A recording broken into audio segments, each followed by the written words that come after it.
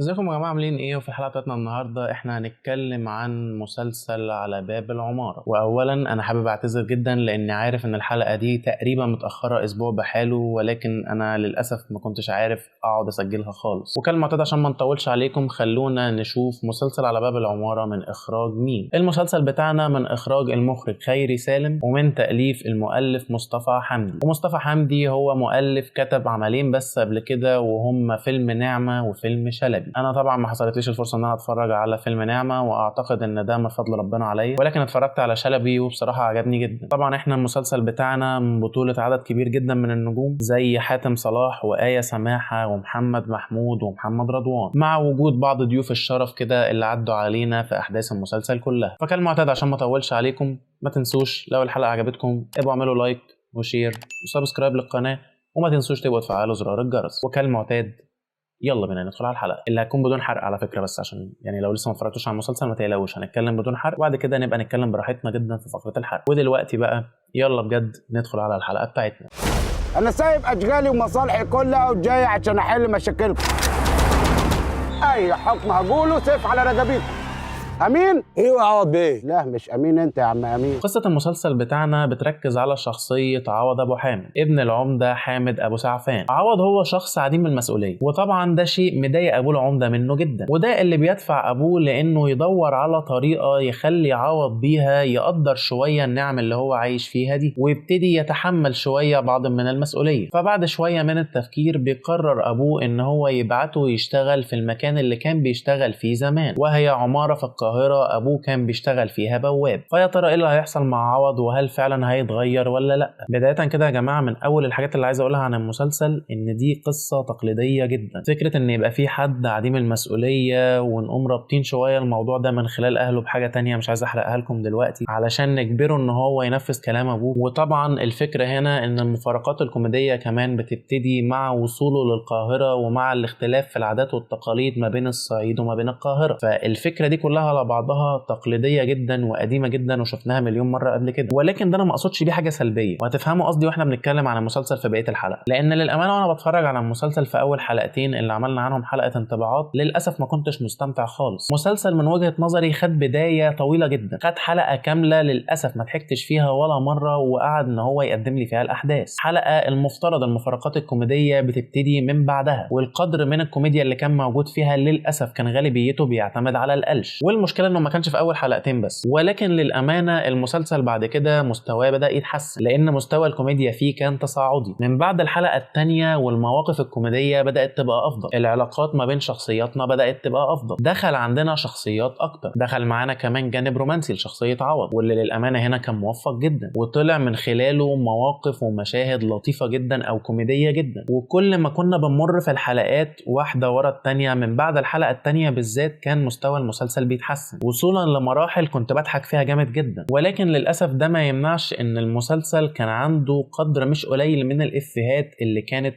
برضه ما زالت الى حد ما سخيفه. ومش المشكله ان في افيهات سخيفه، لان ما فيش حد هتصيب معاه في كل مره، ولكن المشكله الكبرى ان قدر من الافيهات السخيفه دي كان بيتم تكراره بشكل مش قليل. يمكن في الحلقه الواحده لما بنذكر افيه معين في دماغي وهبقى اقوله لكم في فقره الحرق بنقوله في الحلقه الواحده مرتين او ثلاثه في نفس المشهد، وبتتكرر بعدين تاني في مشاهد تانية، نفس الافيهات السخيفه بنفس الكلام بالظبط بنفس الاداء في نفس المواقف او في مواقف مشابهه. والريفرنس للموضوع ده طبعا هوضحه لكم في الحرق علشان ما بقاش بضايق اي حد لو ممكن الافيه ده يعجبه وهو بيتفرج. طبعا مشكله تطويل البدايه اللي في الاول دي ما كانتش هتضايقني لو كانت الكوميديا نفسها بتاعتها كويسه، وده بيجعلنا ان احنا نروح لنقطه تانية، وهي ان المسلسل عنده موضوع وحش جدا وهو استغلال الوقت. خد الاحداث بتاعتنا اللي غالبيه مفارقاتها بتبتدي من وصول البطل بتاعنا للقاهره، وكانت تقريبا بتبتدي الاحداث دي من الحلقه الثانيه مش من الحلقه الاولى، واللي من وجهه نظري كانت اسخف حلقه. ولكن مش دي المشكله الكبرى. المشكله الكبرى ان النهايه كمان بتاعتنا كان فيها صربعه كتير. نهايه مقبوله الى حد ما وما تضايقش، ولكن كان باين انها ممكن تتكتب احسن من كده لو خدت بس وقت على الاقل حلقه كمان او حلقتين كمان، لان فعلا فيها حاجات كتير اتقفلت بشكل سريع زياده عن اللزوم، وباستثناء كل الخطوط الدراميه اللي اتسربعوا جدا في تقفيلها دي من وجهه نظري في يمكن خط واحد بس اللي اتقفل بشكل مقبول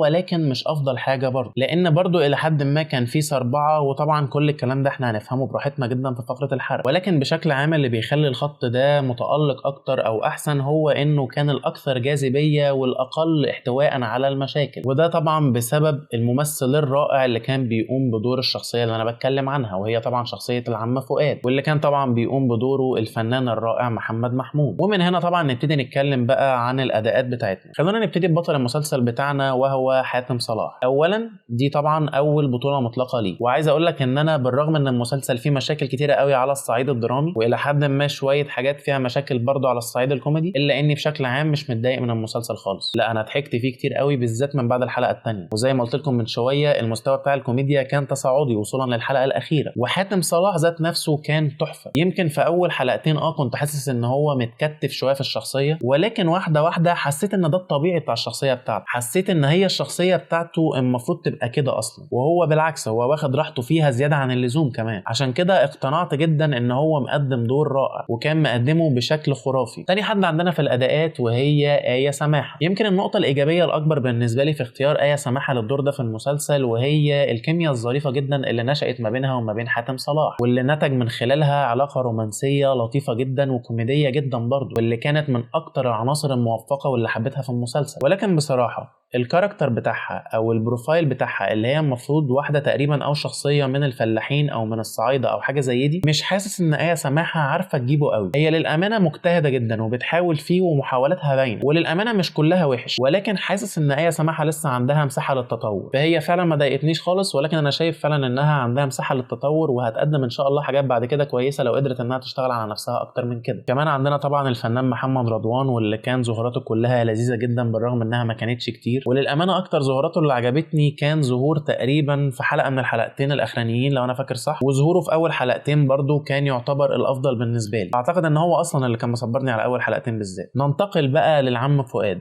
للفنان محمد محمود. زي ما قلت لكم الراجل ده صعب ان انت تقول عليه كلام سلبي. الشخصيه بتاعته هنا عندها تفاصيل كتير وعندها تحديات مش قليله، تحديات على المستوى الكوميدي وتحديات على المستوى الدرامي، ومن وجهه نظري شخصيته هي الافضل في المسلسل كله. التركيز عليه كان كويس جدا، التركيز على الماضي بتاعه كان كويس جدا، ونقله هو للكلام ده كله كان رائع. الكوميديا بتاعته كانت فعاله جدا، واداؤه في المشاهد الدراميه كان رائع، وكمان الكيمياء اللي نشأت ما بينه وما بين حاتم صلاح كانت من الطف واظرف ما يمكن. واصلا يمكن علاقه شخصيه العم فؤاد بعوض اكتر حاجه خلتني احب عوض كمان واتعلق بيه، لان علاقتهم ببعض كانت علاقه جميله جدا بصراحه، بعيدا عن الكوميديا الظريفه جدا اللي كانت بتخرج منها، ولكن تطور علاقتهم نفسه كان من احلى الحاجات اللي كانت موجوده في المسلسل، واعتقد انها كانت من اكتر الحاجات اللي كان ليها تاثير ايجابي او سلبي عامه باي شكل من الاشكال على الطرفين. للاسف احنا عندنا هنا برضو ضيوف شرف كتير، ولكن للامانه ما حسيتش بصراحه ان هم كانوا اضافات مهمه قوي. ما بقولش ان هم وحشين على الاطلاق، ولكن مش حاسس ان هم ضافوا كتير للمسلسل. يمكن الطف ضيف والطف ظهور فيهم كلهم هو ظهور الضيف بتاع الحلقه الاخيره، ولكن برضه هو ظهوره ما بيضيفش قوي للاحداث ولا بيضيف لاي حاجه بصراحه. هو اعتقد نوعا ما كده بوتنشال لجزء تاني، ولكن بطريقه ذكيه شويه علشان ما نفتحش خط تاني من الاحداث وبعد كده ممكن المسلسل ما يتجددش الموسم تاني، وساعتها الناس تتضايق من صناع المسلسل. فانا احترم بصراحه الاضافه بتاعت الحلقه الاخيره لانها الى حد ما قفله ذكيه سايبه الباب لجزء تاني من غير ما تضايق اي حد، لانهم فتحوا خط ممكن ما يتقفلش بعد كده. بعيدا بقى عن الاداءات، كان احيانا المسلسل بتاعنا بيستخدم كادرات التصوير علشان يقدم كوميديا، وده في اوقات كتير كان بيبقى فعال، وفي اوقات تانية للاسف استخدامه ما كانش بيبقى موفق ابدا، لان احيانا كان المخرج بيدمج ما بين وجود كادر كوميدي في مشهد جاد او مشهد درامي، وده ما كانش شيء موفق خالص، لان انا دلوقتي مش عارف اضحك مع الكادر اللي بيضحك ولا اتاثر مع الحدث المهم اللي بيحصل. كمان احنا هنا غالبيه الشخصيات بتاعتنا واللي بنقضي معاها غالبيه الاوقات مسطحه جدا، ما لهاش اي ابعاد من اي حته. يمكن الى حد ما هم 3 شخصيات اللي كان الى حد ما يعني عارفين الدوافع بتاعتهم ومركزين عليهم بشكل كويس، وهم عوض لان هو اصلا بطل المسلسل بتاعنا، واحنا عارفين الهدف من الحركه بتاعته اصلا من الصعيد للقاهره ايه، وعارفين احنا منتظرين ايه من الشخصيه بتاعته. وكمان شخصيه العم فؤاد لان كان في تركيز مش قليل خالص عليها وعلى الماضي بتاعها وعلى تفاصيل حياتها، وكمان شخصيه المحامي اللي كان موجود في العماره لانه برضه شخصيه عندها هدف لحاجه معينه، واحنا قاعدين نشوف هو هيحقق الهدف ده ازاي. ولكن للاسف الخط بتاع المحامي ده كان من اكتر الحاجات اللي اتكروتت واتسربعوا فيها، لانه في مرحله ما اتنسى اتنسى وفجاه رجعوا له وقعدوا يسربعوه في الاخر كده. بشكل عام انا انبسطت جدا من المسلسل.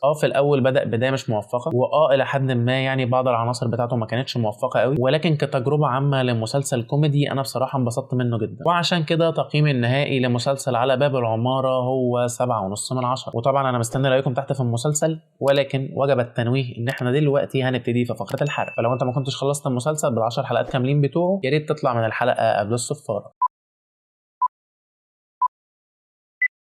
من ضمن الحاجات اللي المسلسل اتسربع فيها وهو الخط بتاع المحامي. احنا عارفين من الاول ان المحامي ده عنده هدف ان هو يطفش العماره كلها، وجزء من الهدف بتاعه ده كان ان هو يسيب عوض موجود اصلا كبواب، لانه شاف ان ده الشخص اللي هو هيطفشهم كلهم. وكان بيحاول من وقت للتاني مع بعض الناس اللي موجودين في المسلسل اللي هو طب ما تسيب لي الشقه وانا اديك فيها رقم كويس، ولكن فجاه المسلسل بينسى الموضوع ده خالص. فتلاقي فجاه المسلسل افتكر الموضوع ده في اخر 3 حلقات مثلا، ورجع لك الخط ده من تاني وحاول ان هو يخلي صلاح دون يعمل اغبى الحاجات اللي محامي زيه ممكن يعملها، واللي واضح ان هو محامي مش سالك والتصرف اللي هو عمله منطقي، ولكن حاسس انه تصرف غبي جدا انه يتعمل اصلا، خصوصا في مكان عمله في المكان اللي فيه الناس اللي بيحاول ان هو يطفشهم اصلا. وفجاه الموضوع اتقفل واتسربع واتلف كده واترمى في اخر حلقه على الفاضي. كان ممكن التركيز على الموضوع ده يحصل بالتوازي مع كل الحاجات اللي كانت شغاله في المسلسل عادي جدا عشان ما يتسربعش في اخر كام حلقه. كمان الخط بتاع عم فؤاد، ويمكن اللي هو المفضل بالنسبه لي علشان الدراما بتاعته وعلشان الماضي بتاعه مع ابنه، انا برضو ما اقتنعتش قوي بالفكره او بالطريقه اللي رجع بيها ابنه في الاخر. انا مش متضايق مبدئيا من النهايه دي، ولكن واحد كان عنده الدوافع اللي عند ابن العم فؤاد ده علشان يكرهه. من وجهه نظر انا في الحته دي شايف ان واحد زيه كان ممكن ياخد الفيديو اللي اتعمل اونلاين ده وتزعل الناس كلها، كان ممكن ياخده على انه وسيله ضغط من ابوه ان هو يكسب تعاطف الناس ويبينه ان هو الشرير. هو ما جابش سيرته بشكل وحش، ولكن انت هنا بتضغط عليا من خلال ان انت بتجذب تعاطف الناس ليك وبتبين ان انت الضحيه. على الاقل شخصيته اللي بانت في المسلسل في الكام حلقه اللي ظهر فيهم في المشاهد البسيطه اللي طلع فيها وصلت لي الاحساس ده. فالى حد ما حاسس ان الموضوع ما كانش المفروض ان هو يخلص بالسرعه دي، لا بالعكس كان المفروض يبقى فيه مقابله مره واثنين وثلاثه بعد التسجيل لغايه لما يحلوا مشاكلهم مع بعض. يعني ممكن اصلا الموضوع ده كان هو يبقى بدايه الصلح ما بينهم، ولكن كان ياخد وقته شويه. الافيه الارخم في المسلسل والاكثر تكرارا الافيه بتاع حباظه طبازه بطازه، الكلام الغريب اللي قاعد يقوله ده. الافيه ده اتقال مرتين في الحلقتين اللي ظهرت فيهم الشخصيه دي، وكل مره كان بيقوله كامل وبيقوله على الاقل مرتين 3، وهو افيه دمه تقيل. وفي الغالب الهدف منه اصلا ان هو ايه ده، بص احنا بنتريق او بنذكر برضو الشخصيه اللي هو عملها نفس الممثل ده بس في مسلسل تاني كان اسمها طبازه برضو، وده شيء ما بيضحكش للاسف عشان معمول وحش، مش عشان خاطر الفكره نفسها سيئه. هو عادي في المعتاد لما بيعملوا حركات زي دي بتضحكني لما بتكون مكتوبه كويس او متأديه كويس. وهنا من جانب الاداء انا شايف ان حاتم صلاح عامل اللي عليه وزياده. انا بس شايف ان الموضوع اتكتب غلط واستغل غلط. كان عندي بس تعليق سلبي طفيف واحد ما حبيتش ان انا احرقه في الحلقه قوي على اداء الفنان محمد محمود، وهو في المشهد الدرامي اللي في الاخر اللي كان بيسجل فيه الفيديو اللي اتنشر علشان يطلب اعتذار ابنه على الملأ. المشهد كان ماشي كويس جدا لغايه لما بدات احس ان في اواخر المشهد على طول بدات بعض الافواره تظهر شويه في الاداء. وللامانه يعني هي مش حاجه كبيره قوي، ولكن حاجه اتلاحظت وكنت عايز اقولها لكم. وطبعا ضيف الحلقه الاخيره اللي كنت بتكلم عليه ده هو الفنان احمد امين. هو كده كده يعني حد زي العسل ودمه خفيف جدا، ف100% هنا ظهوره لذيذ وذكاء ظهوره، برغم انه ما بيضيفش قوي للموسم ده ولكن بيسيب بوتنشال لموسم تاني، ان احنا ممكن بقى نرجع نشوف عوض وهو بيحاول يفتح بيزنس من تلقاء ذاته وبيعتمد على نفسه وبيحاول يتطور شويه في الشغل من غير ما نعشم الناس في ان في جزء تاني. دي حركه عجبتني قوي بصراحه. كمان من الضيوف اللي حسيت ان هم لذاذ جدا مصطفى الغريب في اول حلقه، كان لذيذ قوي بصراحه، وكان ظهوره خفيف كده وما حسيتش ان في افوره، بالعكس كان سلس ولذيذ. هو يمكن الظهور اللي لغايه دلوقتي مش عارف هو بيضيف ايه بصراحه هو الظهور بتاعت الفنانه رحمه احمد. هو بصراحه ما ضافش اي حاجه لا على مستوى الاحداث ولا على مستوى الكوميديا. ما بقولش ان رحمه احمد في الظهور ده كانت رخمه، ولكن المشهد نفسه مكتوب بطريقه ما تضيفش اي حاجه للمسلسل، وبالتالي لما جه يتقدم ما كانش فيه اي حاجه اصلا تتقدم من خلاله. وبس كده اعتقد ان انا ما عنديش اي حاجه تانية اقولها على المسلسل. اتمنى تكون الحلقه عجبتكم، وكالمعتاد ما تنسوش لو الحلقه عجبتكم تبقوا تعملوا لايك وشير وسبسكرايب للقناه، ما تنسوش برضو تبقوا تفعلوا زرار الجرس. وكالمعتاد كان معكم مارو من مارو ريفيوز، اشوفكم في الفيديو الجاي. سلام.